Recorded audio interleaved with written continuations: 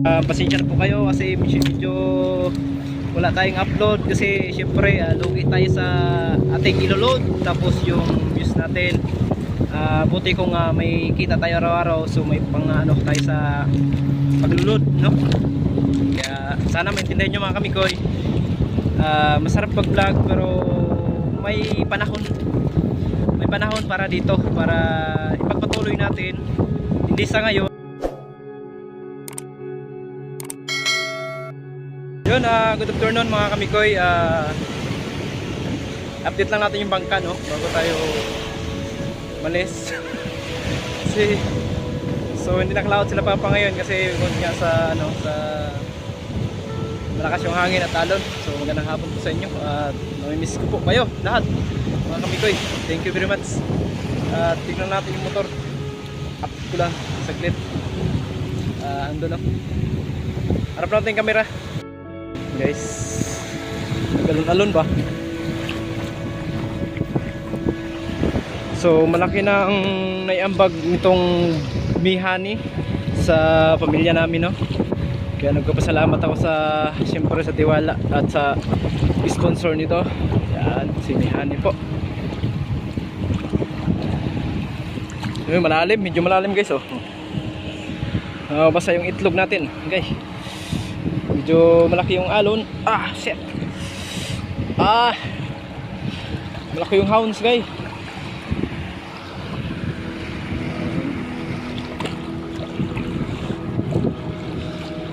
Okay. Araw-araw po to lumalaot mga kamikoy. Hindi lang tayo nakasama sa siyempre sa nag-training tayo ng pisda. Dito na tayo sa ano, check na natin bago pa. Yan. Yan lambat, yung tumpukan, say, at yung makina, tignan natin yung mamaya. So, kita nyo naman mga kamikoy. So maano yung hangin. Dito tayo sa Atlasa. Hindi makakapag-laot. Kaya thank you talaga sa ano, kung wala tong bangka na ito na Mihani, so wala pang suporta sa atin sa ano, yung pambahay. So okay na yung pang araw-araw may mahuli na papa na 2 kilo, 3 kilo. So isa para na yun sa pang loob ng bahay, yung asin, bitchin, tapos sabon. Kaso nga lang talagang hindi kakayanin kasi syempre may nag-aaral college at si Mika, tapos yung kapatid ko 2 high school, tapos isang elementary. So bali syempre lang naman kakain pa tayo, marami pa tayong ano, syempre di sapat kasi yung alam niyo naman guys, yung bibilihin natin sobrang mahal, di ba? Alam natin yan lahat, lalo na yung bigas, sobrang pagtaas. Kaya hindi sapat kung ganyan lang yung huli, no, sa araw-araw. Dubli ano na nga si Papa, dubli sikap, laot sa madaling araw, so laot sa hapon. Pero ganun pa rin, minsan swertihin makahula ng kalambutan, yung ano, yung kasi December na ngayon so hindi tayanan ngayon kasi ano, ang dagat malamig kasi December na kaya pakita lang natin yung camera guys. Yung mga makina yan, so alaga yan ni father, no? So kung gaano yung pagmamahal sa nagbigay, so ganun yun yung iniingatan. Kaya nakatakip ng plastic. Yung tali, nakatali pa yan kahit malakas yung hangin. Lalaot sana sila papa ngayon, so bali hindi nakapaglaot kasi bukod nga itong hangin, no? So maano, maahon, mabawd, baga sa ano ba? Okay, baga sa maalon, nagulat ako dun Salamat Mihani, malaking tulong to sa amin sa dumating to sa buhay namin. So may pinagbago dati, masyadong walang ulam. So ngayon pag makapaglaot, so nakakalibre po ng ulam. Hindi na po bibili pero hindi po sapat kasi yung syempre pag marami yung isda, mura din. Mabuti kung palaging mahal kahit maraming isda.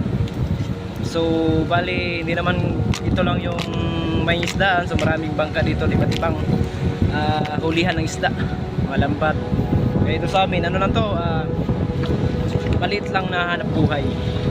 maliit na hanap buhay pero siguradong mabubuhay tayo. Makakaisa isang araw, sapat na yun. Kaso nga lang, ano pa rin, nakadepende. Yung makikita talaga araw-araw yung sapat ba. Kasi hindi sapat eh. Kaya ayos lang, kaya dito na. Maraming salamat po sa lahat po ng mga viewers sa panood nito. Pasensya na po kayo kasi medyo wala tayong upload kasi syempre lugi tayo sa ating iloload, tapos yung views natin buti kung may kita tayo araw-araw, so may pang ano tayo sa paglulod, no? Kaya sana maintindihan nyo mga kamikoy. Masarap pag vlog pero may panahon para dito, para ipagpatuloy natin, hindi sa ngayon. So maraming salamat po, thank you, sana nandiyan pa kayo. At nagpapasalamat po ako sa lahat ng blessing na tanggap ko sa araw-araw, pagkain, sa mga sponsor ko, nagtiwala sa akin, thank you. At mag-ingat po kayo palagi, God bless, I love you all. Sipag ka rin lang naman, magpupuyat ka rin lang naman, bakit ka mangangarap ng barya kung pwede naman milyon-milyon? Di ba, bakit ka mangangarap ng isang kotse kung pwede naman maraming kotse? Bakit mangangarap ka ng isang bahay kung pwede naman maraming bahay? Kailangan ka makaranas ng maraming mali sa buhay mo para maging tama ang future mo. Kaya huwag niyong ikalungkot kung nasasaktan ka. Hindi ka titibay kung hindi ka masasaktan.